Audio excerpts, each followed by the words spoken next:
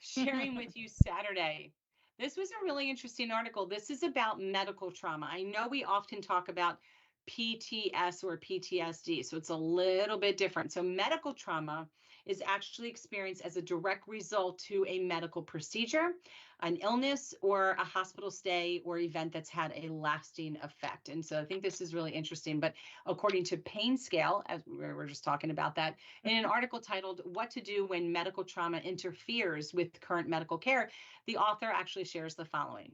And I want to talk about this. So medical trauma is an emotional response to a serious event involving medical care. So for example, medical trauma can actually develop after an unpleasant treatment, a painful procedure, hospitalization in the ICU.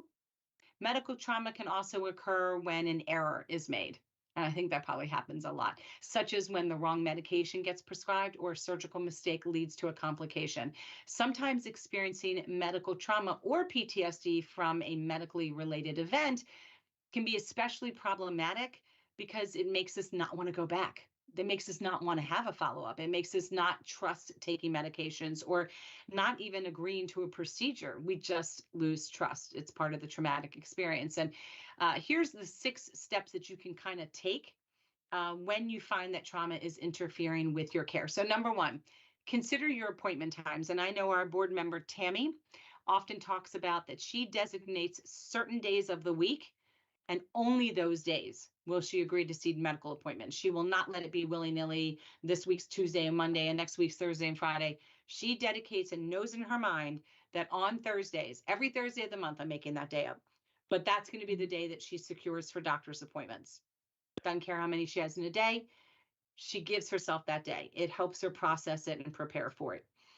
Involve your family member or friend. And Diane, I've heard you talk about that a lot too, because you need somebody there with one of the pads that you provide in your care packages, with a pen, taking notes, because as patients and survivors, sometimes we get in our head and we're not really paying attention because we had the medical trauma. Okay. Be honest with your medical team. Tell them how you're feeling. Tell them what you're thinking.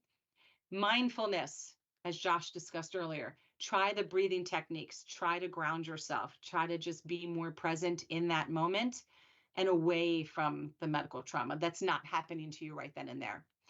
And be willing to ask for help. Try a variety of therapeutic responses maybe. And if you need to, hey, seek a new doctor if you're not feeling comfortable. So I will just share with you, and then I want to hear what you guys have to say. I've had so many of these experiences. It's crazy. I've had people not share with me medical diagnosis that, maybe things could have been prevented. So I left that doctor. I've had doctors perform an exam and not necessarily be very ethical as they were performing that exam, to the point of I felt extremely uncomfortable being alone in a room when there probably should have been somebody else present. I'm sure you can fill in the blanks on that. I have had people, a doctor one time gave me a throat culture, and when I was freaking out, left the stick and then said, when you calm down, I'll take that out. That was fun. That stuck with me. People hit a nerve when they went to take blood out of my arm. That was where it all started for me right then and there with medical trauma. So getting the wrong medication, having a doctor give you food in the hospital when you know you are nothing by mouth. It doesn't sound traumatizing, but when you're hungry and you're looking at a hamburger, but you've been told I'm not supposed to be eating, and now you have to call your doctor at home to say, why is this hospital giving me food? It's just mind-blowing that you have to pay attention to mistakes. Or if medication's given to you, like potassium in an IV, which feels like they're trying to kill you, and they don't warn you about the pain. It's very traumatizing, and it makes you want to just change practitioners and not go back and not listen to your body, and it's just to your detriment. So I'm really interested to hear if you guys have had any medical trauma. Jenny, since you're just joining us, you want to share anything? I've had a lot of crazy things happen to me, but I'm the last person. I have boundaries that I draw with medical professionals. I know enough of them. I've had enough in my family that I'm really good at saying, wait a minute. I think we're also afraid of that because there's this paternalistic view of a doctor. It's like the doctor is smarter and bigger and better than you, or they know better, so why shouldn't I listen to them? Well, you know what? You got to trust yourself. Like just the other week, I had a situation come up where my cardiologist is retiring, and I love him, and I didn't know that, and they had canceled an appointment with him because I have to see a peripheral artery specialist for my Raynaud's disease, and they thought they just made a decision for me that that guy could just read my scans from now on. And I got on the horn with those people and I said, "Oh no, you set me back up with Dr. Body. This guy is not just reading my scans going forward. We're not having that. I want my surgeon to go back and read my scans from now on if Dr. Body cannot." And I got it all straightened around, but I was just like, "No, no, no." Hmm. I wasn't mean. I didn't throw a fit. I just said, "No, here's how I want it. I'm the person you're putting things in my body and you're doing things to, and I've had things put in my body." And so I think that helps if you give yourself power. Hmm. Um, and you tell yourself that this person is just a person. It's kind of like when people are afraid of, a priest or somebody of the clergy. It's they're just a man or a Right. woman. Yeah.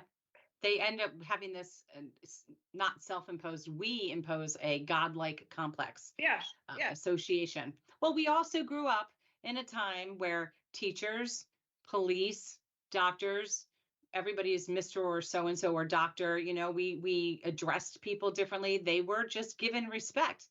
And as I you get still older, do. it's like you're saying, I still do. Like I call yeah, Ben sure. Yodelman Dr. Yodel, because he hasn't told me to call him Ben. But I mean, it's that is fine. But you also have to say, wait a minute, I know my body. They don't know what I'm feeling. Mhm. Mhm. And Yeah. if the doctor sticks a stick in my throat going forward and won't take it out because I'm having a panic attack or I don't like that, I'm going to get up and walk out of the office Hmm. Right. Mhm. calmly. Always to be as calm and as, but just be purposeful about it. Hmm. I think that's helped me a lot. I've been through a lot of therapy and things, so that that Hmm. also helps being able to use some of the tools I've used in the past, and for other reasons. But Hmm. um, that's kind of what I have to say about that. Right. I'm not easily traumatized. I've been through a lot, and I can handle a lot. So I'm lucky, and I know I am lucky in that sense. So Hmm. easier Hmm. for me probably than some people to say, "Oh, time out, time out." I think it took me to having this event with the dissections. That's 45 years before I found my voice with the medical community and realized that if I pushed back and they want to say, well, I guess you should get a second opinion, I say thank you. That's what I'm going to do, and I may never come back again, and Right. and it's okay. I'm paying them, so I have to be comfortable. Mhm. Exactly. I've switched Diane. careers Oh, because sorry. Go ahead. no, go ahead, go ahead. Okay. Okay. Yeah, exactly. First of all, we all need to remember, yes, doctors are not God. Be your own advocate. Yes, they do make mistakes. So you be your best advocate. You know your own body. I've had mistakes made on me. Um, And I guess my biggest fear to where I'd never want to go back is in the dentist, to where I felt like I was manhandled, getting a tooth pulled or what have you. But that was my worst experience, that I would say, to where for a long time I wouldn't go to a dentist. But as far as a medical professional, they have made mistakes. They have prescribed me something I was allergic to, even though it clearly says on the chart I'm allergic to sulfur drugs, and I was given a shot of sofa and ended up swollen up, and never mind everything else I like to say, but I ended up with a reaction, ended up back in the hospital. But the best thing, be your own advocate. You have a right. They get paid through you. You're paying them through your insurance company or even with your copay. So don't back down. Your health is very far more important than worried about hurting the doctor's feeling or what have you, because you have a question, a legitimate question. So always be aware of that, because it's, especially now these days and time, is very common. And I see, one thing, and I know you know what I'm talking about, Karen, is now when you go to a doctor, we used to go in there and see a doctor. Now we go in there to see a nurse practitioner.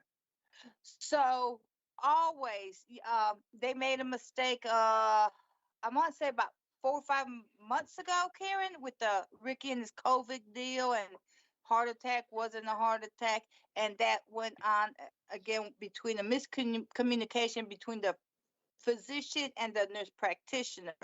But you notice that nowadays you don't hardly see the doctor, you end up seeing a nurse practitioner. Yeah. Or a physician assistant, which I'm much more comfortable. When I'm scheduled for the nurse practitioner, no offense, I just say I'd rather wait. I'll do a Zoom with the doctor if I need to, Right. but I have Yeah. too many questions that I wait 6 months to be ready to ask. And I think that I deserve to see my actual surgeon or my actual doctor. Yeah, I'm really hard about that. I'm that's a draw a line in the sand for me. But I like to have that. I like a certain level of attention. I make it very clear when I interview doctors, this is what I need to know I can have. I'm probably won't take advantage of it. I'm definitely not going to take advantage of it, but I need to know that it's there as an option, that I can reach out to people. I Hmm. just know me, know the care that I need because I've had medical trauma. That's what I need moving forward. Exactly. So. But again, the point is medical trauma is a little different, might present similarly to that of post-traumatic stress, and they're kind of interrelated. And I think once I read this, I really started to get where so much of my health-related anxiety comes from, because I have had moments. I've had a dentist like you. I was supposed to have a cavity filled and wasn't taking to the Novocaine. And I'm telling him I'm in a lot of pain. And 4 or 5 shots later, he's like, I can't give you anymore. Just stay still. It's right there. And he's got my head all gripped out. Oh Like no. dying. He's like, I'm almost there. And he starts yelling. And by the time he's done yelling at me, I'm hysterical. I'm in so much agony. He's like, I'm so sorry, but it was right there. I just needed to hit it a little bit more. And then I knew we were done. And I never set foot in that office. I had been going there over 20 years. I never went back. And I kind of I'm upset about is I didn't just tell him why I never came back. But I ran, and it was a while before I went back to a dentist. It took some Hmm. time. That's same here. Yeah, it's horrible to just leave that impression. I wanted to do a lot. Yeah, but I did. But I did. I wanted to.